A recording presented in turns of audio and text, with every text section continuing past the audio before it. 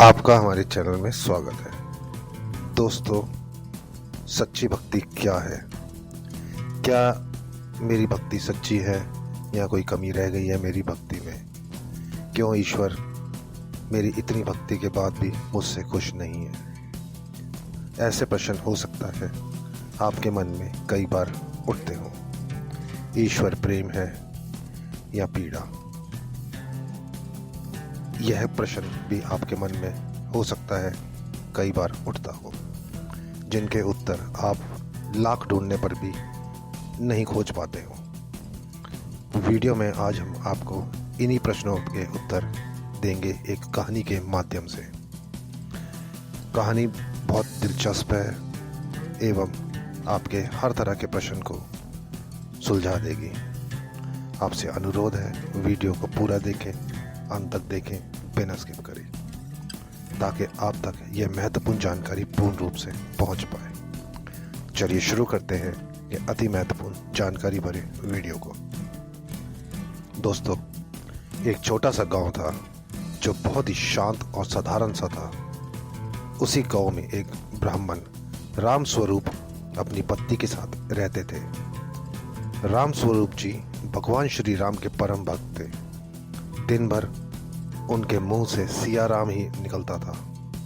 राम स्वरूप बहुत ही सरल और सीधे स्वभाव के व्यक्ति थे, पर उनके घर की माली हालत ठीक नहीं थी।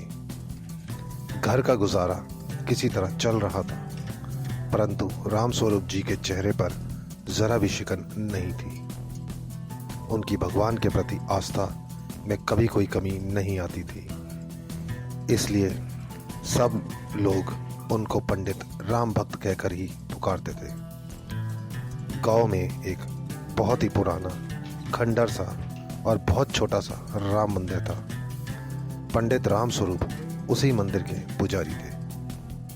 मंदिर के बगल में एक छोटा सा ईंटों सा बना कमरा था, वहीं वो रहते थे।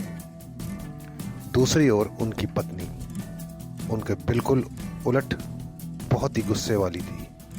नाम था लीलावती। बात बात पर गुस्सा करना उनका स्वभाव था। भगवान की पूजा पाठ से लीलावती का दूर दूर तक का रिश्ता नहीं था। यह तक कि वो कभी मंदिर में भी झांकती नहीं थी। पंडित राम स्वरूप रोज सुबह सुबह सूर्योदय से पहले ही उठ जाते और स्नान करके घंटों पूरी भक्ति भाव और श्रद्धा से भगवान की पूजा करते और फिर पत्नी से भगवान के भोग की थाली लगाने को कहते। यह उनकी रोज की दिनचर्या थी। लीलावती रोज केवल भगवान के लिए भोग बनाकर दे देती थी। इसके अलावा वो कभी मंदिर में कदम भी नहीं रखती। उसे यह भी नहीं पता था कि पंडित राम स्वरूप रोज किस भगवान की पूजा करते हैं। उसे इन सब बातों में कोई दिलचस्पी नहीं थी। वो तो दिन भर घर के कामों में ही व्यस्त रहती थी।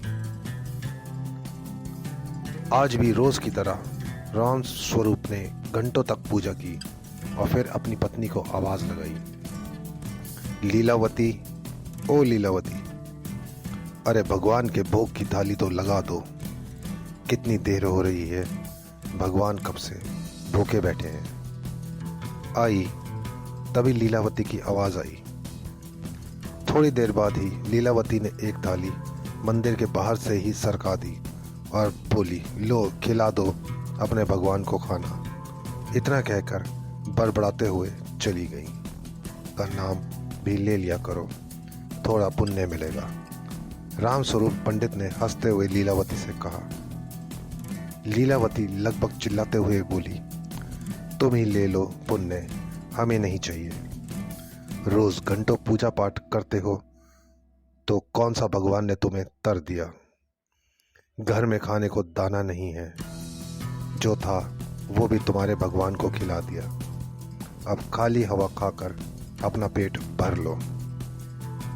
इतना सुनते ही राम स्वरूप बोले, लीलावती तुम चिंता मत करो, भगवान पर भरोसा रखो, तुम देखना वो हमें भूखा नहीं रहने देंगे। पंडित जी और उनकी पत्नी के बीच इस तरह की नोकझोंक रोज होती थी। इसी तरह उनका दिन कट जाता था। एक बार पंडित रामस्वरूप को किसी ज़रूरी काम से 3-4 दिन के लिए दूसरे गांव जाना था।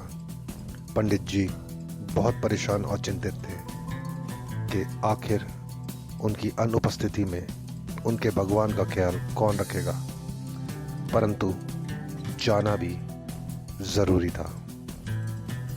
दूसरे दिन पंडित रामस्वरूप ने पत्नी से कहा, देखो लीलावती, मुझे ज़रूरी काम से दूसरे गांव 3-4 दिन के लिए जाना पड़ रहा है। इस बीच तुम्हें ही मेरे भगवान का ख्याल रखना होगा। उन्होंने पत्नी को यह भी बताया कि उन्हें रोज़ भगवान का कैसे ख्याल रखना है। तुम रोज़ सुबह सबसे पहले भगवान को उठाना, उन्हें स्नान कराकर भोग लगाना और रात्रि होने पर उन्हें सुला देना। लीलावती बीच में ही टोकते हुए बोली, हाँ हाँ, मुझे सब पता है, अब जाओ, देर हो जाएगी। दूसरे दिन लीलावती सुबह सुबह उठकर काम करने लगी कि तभी उसे याद आया, उसे तो भगवान को भी उठाना है। वो मंदिर के अंदर गई और बोली, उठो राम जी, भोर हो गई है, जल्दी उठ जाओ, कहकर वो वापस अपने कामों में लग गई। कुछ देर बाद वो फिर मंदिर में आई। उसने देखा भगवान तो अभी भी वहीं के वहीं खड़े हैं।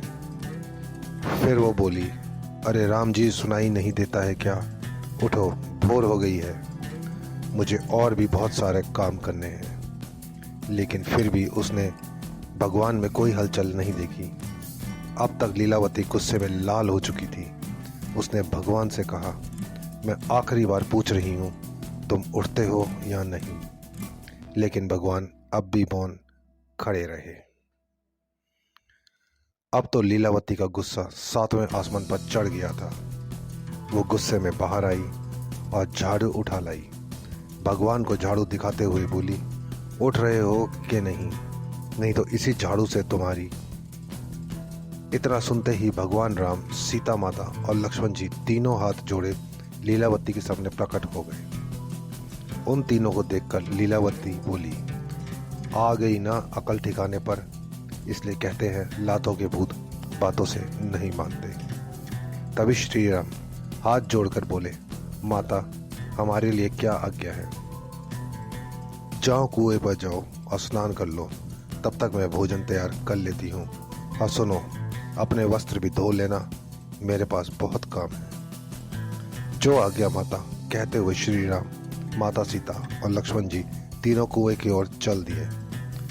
कुछ समय बाद वे वापस आए। तब तक लीलावती खाना बना चुकी थी और उन तीनों का इंतजार कर रही थी। भगवान के आते ही लीलावती ने उन तीनों को भोजन करा दिया और बोली, जाओ, अब मंदिर में बैठ जाओ।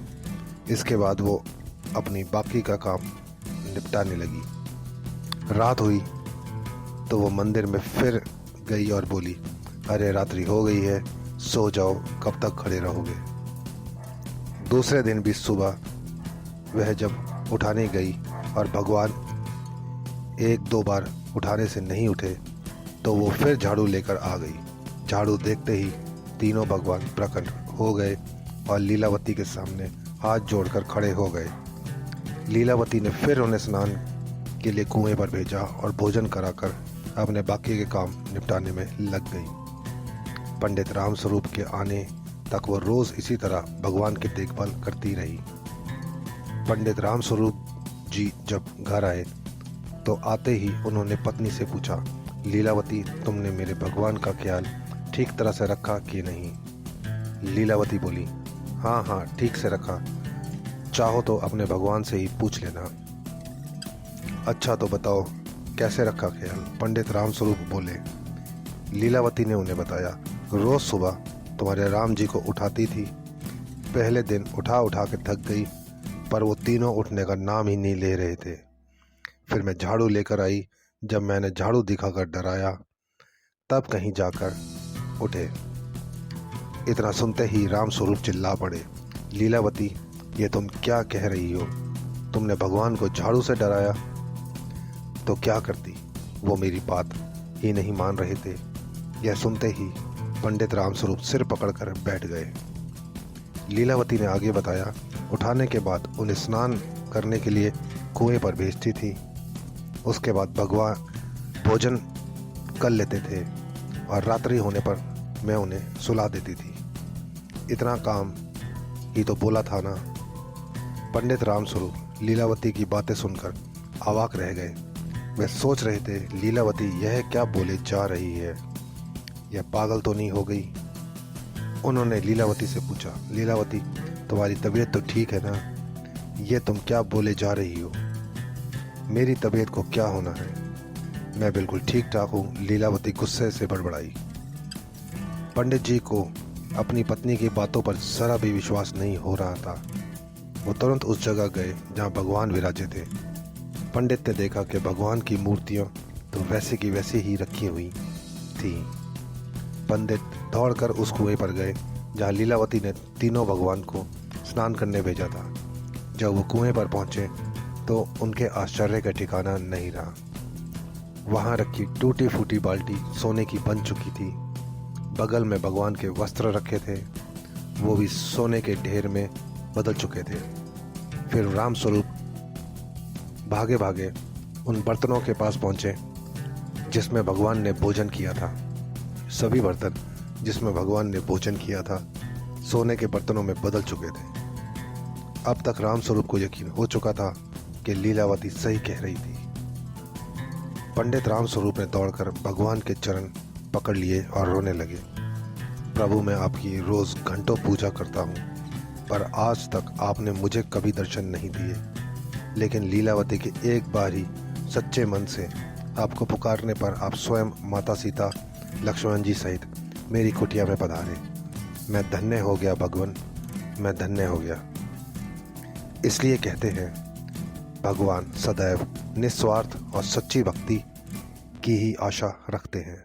लीलावती भगवान की भक्त नहीं थी, अपितु उसने जो कुछ भी किया निस्वार्थ भाव से किया, क्योंकि उसके पति उसे भगवान का ख्याल रखने के लिए कह गए थे और वो वही कर रही थी जो भगवान को भाग गया और वो उनके समक्ष प्रकट हो गए।